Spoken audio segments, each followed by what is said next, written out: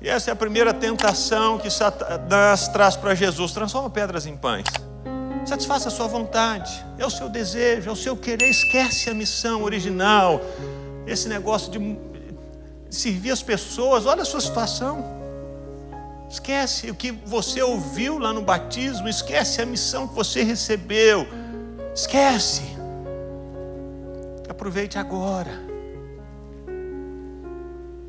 E muitas pessoas caem no meio do caminho e são valentes, têm uma missão, tiveram um encontro com Deus, tiveram uma experiência com o Senhor, tiveram uma palavra, foi algo sobrenatural e maravilhoso, mas na jornada se perdem e dão essa desculpa: eu tenho que pensar na minha vida. Mas existe uma outra tentação que lemos aqui e que pode derrubar muitos valentes: é a tentação da pressa. A missão de Jesus, como sabemos, era salvar as pessoas, e o meio que Deus, o Pai, estabeleceu para Jesus trazer salvação para as pessoas era a morte dolorosa na cruz. Jesus precisava percorrer um longo e doloroso caminho para cumprir a sua missão, e aí Satanás apareceu com uma proposta tentadora. No capítulo 4 nós lemos Satanás dizendo para Jesus assim: eu posso ajudar você a cumprir a missão de uma maneira menos dolorosa, menos difícil. Você não precisa seguir o caminho mais longo para alcançar os objetivos. Não, para quê? Eu lhe darei todo esse poder, toda essa glória, a glória desses reinos, porque isso me foi entregue, posso dar a quem eu quiser. Portanto, se você me adorar, é só isso, tudo isso será seu. Tem um caminho mais curto, um caminho mais fácil, um caminho menos doloroso, um caminho menos difícil. Para que tomar a cruz? Para que carregar os pecados das pessoas? Para que ser rejeitado, ser humilhado, ser zombado, ser massacrado? Você pode ter tudo isso que você conseguiria seguindo esse caminho doloroso de uma maneira mais fácil. É simples. Você já ouviu essa tentação? Talvez, se você não ouviu, provavelmente já conheceu alguém que tenha ouvido. Algum tempo atrás eu conversava com uma pessoa que havia dito assim: Deus me chamou para a América, eu tenho uma missão aqui. Mas o tempo foi passando e como o caminho para conseguir o documento estava muito longo e difícil, essa pessoa me disse: aí surgiu a proposta de casar com um americano. Casei. Isso facilitou as coisas, consegui o documento para mim, consegui melhorar o meu trabalho, até para minha família, o meu cônjuge, os meus filhos. Resolveu um atalho mais fácil do que seguir aquele caminho tão difícil de esperar o documento e orar: Deus, vai ser hoje, vai chegar, Senhor. E não chega, Senhor, tem misericórdia. E os processos, e os recursos, e o dinheiro investido. Tem um caminho fácil. A missão de Deus para você não é aqui na América. Eu vou ajudar você. Foi o que aconteceu com um brasileiro americano, você deve ter ouvido o nome dele, Jorge Santos, que se tornou manchete em todos os jornais do mundo. Ele fraudou o currículo dele, porque ele queria se tornar um deputado aqui na casa, no Congresso americano. Ganhou a eleição, com o currículo todo fraudado, todo mentiroso, todo problemático. Ele chegou onde ele queria. Mas será que esse caminho vai se sustentar a médio e longo prazo? Qual que é o custo disso? Qual que é o custo desses atalhos? Qual que é? Tem que ser rápido, tem que ser agora, fácil. Eu consigo, te dou um jeito. Eu mostro para você, eu conheço os caminhos, eu conheço pessoas, eu conheço esquemas, eu te ajudo. Guarde bem o que eu vou falar para você. Satanás não se importa em dar para você o que você deseja. Ele não se importa. Ele não se importa em ajudar você a cumprir a sua missão, desde que seja do jeito dele. Ele não está preocupado de você estar naquele lugar onde Deus disse que você estaria, desde que você tenha seguido o caminho dele e se afastado do caminho da missão original de Deus. Satanás está disposto a dar para você todo o poder e toda a glória dos reinos. Se você tiver pressa e quiser pegar o caminho dele, os atalhos dele, ele está disposto. Ele não se importa, desde que seja do jeito dele. E assim ele faz os valentes caírem no meio do caminho. Pessoas que ouviram a palavra, receberam o chamado, sabem o que tem que fazer, seja numa empresa, seja num negócio, seja nessa nação, seja nas nações da terra, seja no relacionamento. Chamados legítimos. Ele sabe como desviar as pessoas da rota original. A última tentação, talvez seja a mais sutil e a mais forte, é a da performance. Ela é sutil porque essa tentação encontra respaldo e eco nos nossos corações. Porque essa tentação da performance tem a ver com o desejo que existe dentro de todos nós, o desejo de nos tornarmos o centro das atenções. Quando Adão e Eva caíram lá no jardim do Éden, foi esse o desejo que Satanás instigou no coração de Adão e Eva. Satanás disse: Deus sabe que no dia em que vocês comerem desse fruto, os olhos de vocês se abrirão, e como Deus, vocês serão conhecedores do bem e do mal. Em outras palavras, vocês vão ser como Deus, e como Deus, vocês se tornarão o centro do universo e serão adorados. Foi isso que Satanás propôs para Jesus. Ele levou Jesus até a torre do templo e disse: Jesus, salta daqui, porque está escrito que aos seus anjos dará ordem a seu respeito para que o guardem, eles o sustentarão nas mãos, para que você não tropece em alguma pedra.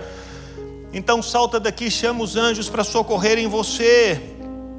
Imagina um espetáculo lá no pináculo do templo, os sacerdotes ali, os fariseus, os saduceus, os escribas, o povo todo ali, e Jesus sobe no pináculo e pula, e de repente os anjos vêm e seguram Jesus. As pessoas vão ficar maravilhadas. Que espetáculo, que performance, que extraordinário! Você é o Messias, você é o Rei, nós vamos te adorar. Essa era a proposta de Satanás. Eu uso até a Bíblia.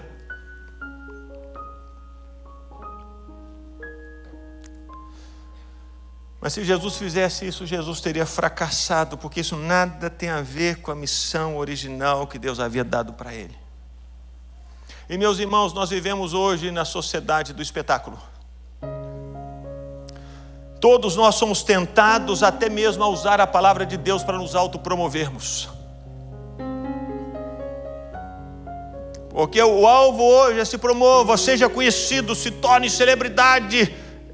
E usa a palavra. Qual que é o problema de usar a palavra de Deus? Eu me lembro, alguns anos atrás eu fui participar de um evento.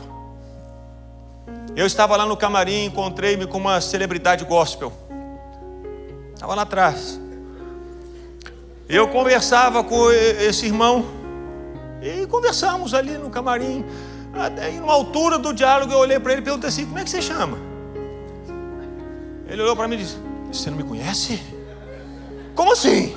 Eu falei: não conheço. Não é possível que você não me conheça. Você está brincando, né? Eu falei: não, desculpa. Eu não conheço muita gente.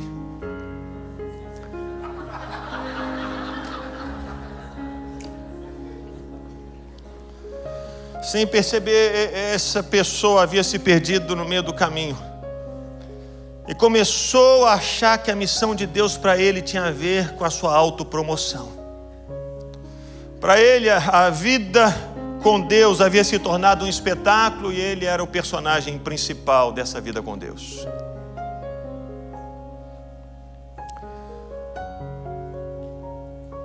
Ele não era uma pessoa má.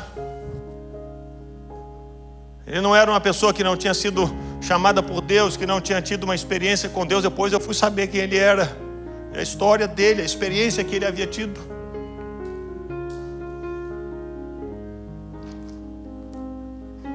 Mas o que aconteceu aqui no meio do caminho? Essas tentações vieram.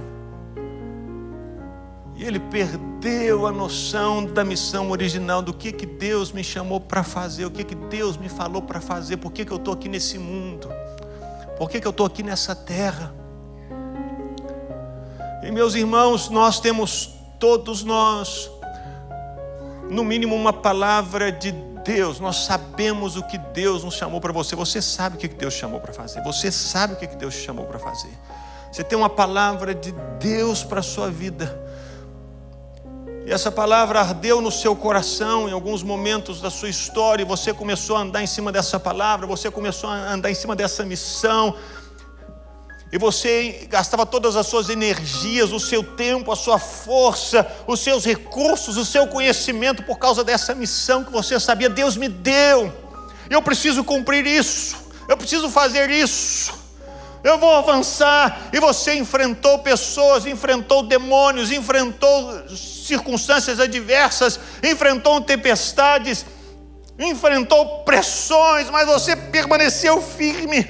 Mas de repente pode ser que alguns dos que estão aqui tenham se perdido no meio do caminho nessas tentações. Talvez haja alguns aqui que começaram a imaginar: meu Deus, esses dons, esses talentos, essa capacidade, esses recursos, Senhor, deve comigo.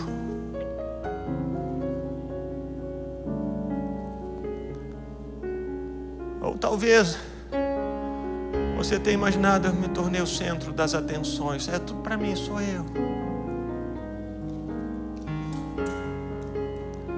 E você se esqueceu daquele chamado primeiro, daquela palavra primeira, daquele primeiro amor, daquele fogo no seu coração.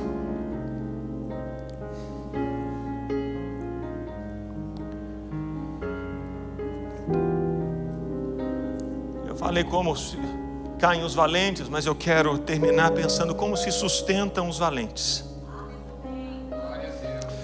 Quando eu fui tentado abandonar a minha missão original, que é o ministério, eu, pela bondade de Deus, encontrei muros. Esses muros do meu relacionamento com Deus muito firmes. Porque desde que eu voltei para Jesus em 15 de agosto de 1996, eu desenvolvi o hábito de passar pelo menos 1 hora todos os dias orando e lendo a Bíblia. Eu me lembro das lutas que eu vivia no começo da jornada, das tentações tão fortes. Eu me lembro que eu chegava no meu quarto, colocava o joelho no chão e dizia: Deus, eu quero tanto sair com essa menina. Me ligou do nada. Pegou, encontrou meu telefone, porque eu fui na loja comprar um presente para minha irmã. Ela pegou e ligou para mim. Meu Deus, eu estou com vontade de sair com ela. Me ajuda. Me ajuda, Senhor. Eu não quero sair, eu não posso sair. Eu sei que se eu sair vai dar mal. Então, desde o início da jornada, eu fui aprendendo a passar pelo menos 1 hora todos os dias. Me lembro que minha tia que me ensinou isso, a tia Helenita: filho, é 1 hora com Deus. Eu aprendi, novo convertido, voltando para Jesus, é 1 hora, é 1 hora. Então, quando eu vivi essa tentação de abandonar tudo e seguir a carreira jurídica, porque estava tão difícil no ministério, eu fui colocar os joelhos no chão para dizer: Deus, está difícil, Senhor. Meu pai paga o meu aluguel, Senhor. O sacolão vem lá dos meus pais. E enquanto eu estava ali, esses muros da vida com Deus estavam firmes. E aí eu me lembrava do chamado, aí Deus me lembrava das experiências com Ele, me lembrava das palavras, me lembrava das promessas. Aí eu dizia: não, Deus, o Senhor falou, O Senhor falou que ia cuidar, o Senhor falou que ia sustentar, o Senhor falou que ia prover. Eu lembro quando o Senhor me chamou, eu lembro quando eu queimei as pontes. Meu Deus, me ajuda. E pouco a pouco aquela tentação de abandonar a carreira, a missão original, ela ia sumindo. Ela ia sumindo. Porque elas encontravam esses muros que, com o tempo, eu fui levantando dentro do meu relacionamento com Deus. Não é que eu não era tentado, eu era. Mas quando eu voltava para aquele lugar que eu costumava ir todos os dias, eu ouvia Deus falar comigo de novo: meu filho, eu te chamei, você é meu, eu vou cuidar de você. E tem cuidado até hoje. Os muros estavam firmes. Mas se os seus muros do relacionamento com Deus, se os seus estão cheios de brecha, se as tentações têm entrado por essas brechas, por esses buracos, eu encorajo você a reconstruir os seus muros do relacionamento com Deus. Reconstrua esses muros, levante esses muros. Jesus respondeu a essas tentações dizendo: está escrito, está escrito, está escrito. Ele respondeu a essas tentações trazendo para o diabo a palavra que ele conhecia do Pai. E por que ele trouxe essas palavras? Porque essas palavras eram vivas em Jesus. Não eram mortas, eram vivas. E ele conseguia responder, ele conseguia trazer, ele conseguia se lembrar, ele conseguia proclamar, ele conseguia dizer: está escrito, está escrito. Por isso eu encorajo você a reconstruir esses muros do seu relacionamento com Deus. Talvez eles estejam caídos, talvez eles estejam cheios de brecha, talvez eles estão cheios de buracos, e essas tentações, como raposinhas, têm entrado dentro do seu jardim e têm destruído a sua vida por dentro. Não precisa ser assim. Você não precisa permanecer assim. Levante esses muros novamente.